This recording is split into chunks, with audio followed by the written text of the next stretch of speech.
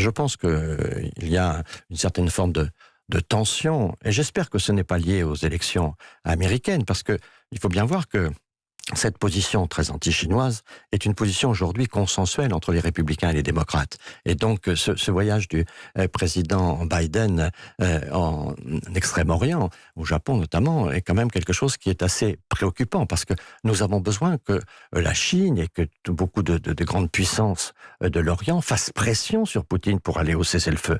Et donc, il faut faire attention à ne pas multiplier les zones de tension. Alors, je comprends bien que la tension entre les États-Unis et la Chine soit vivace, mais vous savez, Kissinger disait toujours, il ne faut pas mettre dans un même seau les intérêts de la Russie et les intérêts de la Chine. Il faut toujours un peu viser les deux si on veut avoir une certaine cohérence. C'était la logique Kissinger.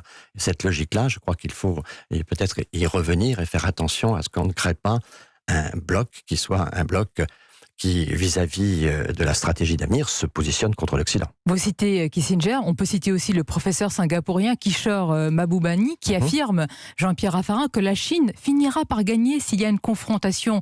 Cette confrontation, elle est d'ailleurs théorisée, c'est ce qu'on appelle le piège de Thucydide, qui pourrait se refermer sur nous. C'est-à-dire, pendant qu'on regarde ce qui se passe en Ukraine, confrontation Chine, États-Unis, c'est peut-être ce qui est en jeu en ce moment. Je pense que le piège du Thucydide, c'est-à-dire le numéro 1 qui n'accepte pas la montée du numéro 2 et le numéro 2 qui se verrait bien à la place du numéro 1. Ce qu'on a connu entre Athènes et Sparte, entre Rome et Carthage, ce sont des choses que nous connaissons dans l'histoire. Donc cette tension-là, c'est ce qui gouverne le monde actuellement.